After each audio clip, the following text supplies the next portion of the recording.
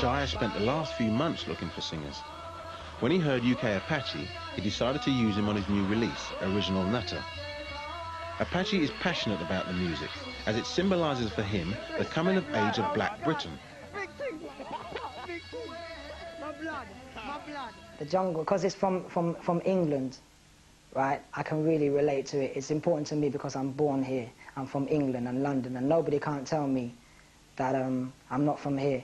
It's like, I think one time I was going around, I was like, ashamed of being British. Yeah, we got Woolworths, Marks and Spencer's, Sparks, and it's like the jungle has drawn me back into my roots, where I'm from. Because though my parents are from, like, I'm half Arab, half Asian, African, I can relate to those countries only up to a point. Like when I talk to my children or whatever, I can't talk to them about Africa. I can't talk to them about where my dad's from, because my life has not been there. My life has been in England, London. I have to talk to them about Balham, Tooting, where I'm from. So if you're born in England, be proud of it. And don't make nobody tell you no different, no BMP or anything like that. Give us some of the voice. Pretty brown eyes, you know I see them. The jungle is British, I can really relate to it, you know, and it's our music.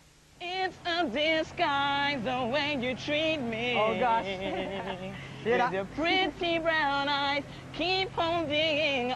Sure, man. That's for real. There's the contract there. Yeah. He's saying, man. What are you doing here? He's saying, Sam, man. Oh gosh. What's happening with there? Boy, yeah, you know? How's the music going? Yeah, what's selling, man? What's selling? What's selling? Jungle it. Push it up in there, man. Push it up in there. Tell the people then, what's going on? Man? That's going on. Hey, I want you to take note of that name, man. You see that name, yeah?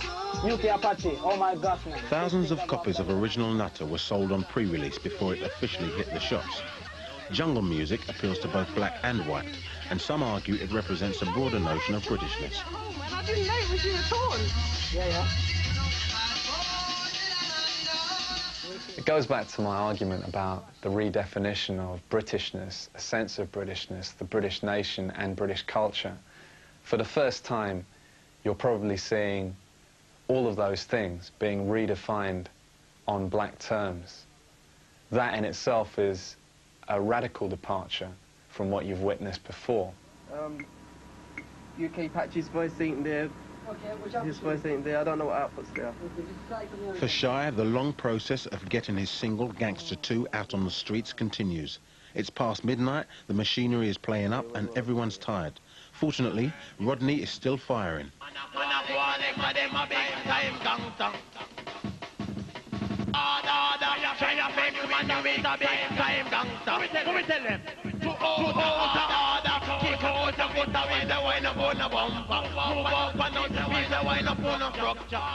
Shire has invited DJ Ash from pirate radio station Cool FM to listen to the studio session in the hope that he'll give the tune essential pre-publicity. Ash was impressed. Gangster 2, it'll be a hit. It will be a hit because it will get the right publicity. It will go through the right channels. I think it will do very well. And also any future stuff that Shire does as well will do very well. Take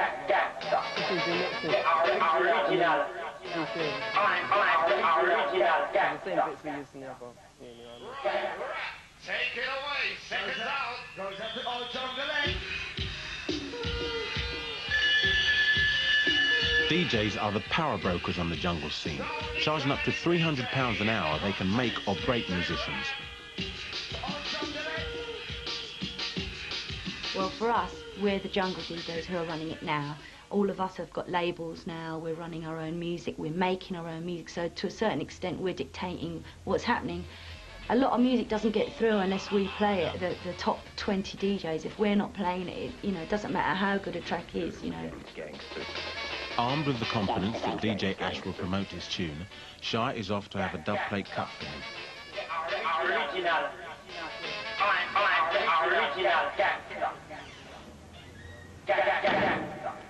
Okay, so what speed are we cutting at? 45. 45, okay. Costing £30, a dub plate is a limited edition record. Artists and DJs press them to test public reaction to a tune before its release. They're a key feature of the jungle scene. On this particular scene, we play them to get a reaction. They're like stuff that isn't coming out for a while. Just, it's a tester. What do you think of this? If you like it, cut it, get a reaction and let me know. That is what a dub play is meant to be for. If you're a DJ and I'm a DJ and you go to a record shop, you can buy exactly what I can buy. So how are we going to be different? Now, if you could get certain dub plates and I can get certain dub plates, that's a chance for me to prove my style against yours. Yours isn't going to be the same as mine. What's happening? Oh, you're right. I'm all right. Very good. Got some good bits in today if you want some. And a certain way to get through to the DJs is through giving them a dub plate. That's the best way for them to play it. Of course, Fabio and Groove Rider play something, everyone listens to it, you know, everybody wants it. It creates a buzz on the track, and that's how it sort of snowballs into something that's wanted. You good? Do some shopping? Yeah. This guy's come all the way from Canada to get his vinyl. The DJs are the ones who influence any scene, and the artists. Now, because most of the music you hear, you won't see live PAs for this jungle apart from Levy. They have to buy the records, the vinyl, and the DJs are playing the vinyl, so it's down to the DJs to influence the music. They can either kill it or take it somewhere else. Yeah, I'll mix this one for you. Because I like you so much, you're such a good DJ. The close-knit DJ fraternity is suspicious of jungle's imminent explosion into the mainstream. Hey, what's happening, guys? Right, Trace? Right, easy. Steve? Yeah. Right, right time? Yeah. Good. All right, Steve, man. Yeah, man. Right. Oh, cheers. Very cute. It's a youthful music, and it's not for the charts, you know. It's our music and we built it, do you know what I mean? And I don't want to see all the major people jumping on it and exploiting it, you know. People have tried to cross it over into the mainstream, and for me that just loses the whole flavour and the idea of the music, you know. It's an underground vibe, that's the way it should stay, do you know what I mean? Everybody takes a beat. As we take a ride tour, reaching out to all original gangster girls. True to the spirit of jungle, last week Shy turned down a six-figure sum for a contract from one of the major record companies.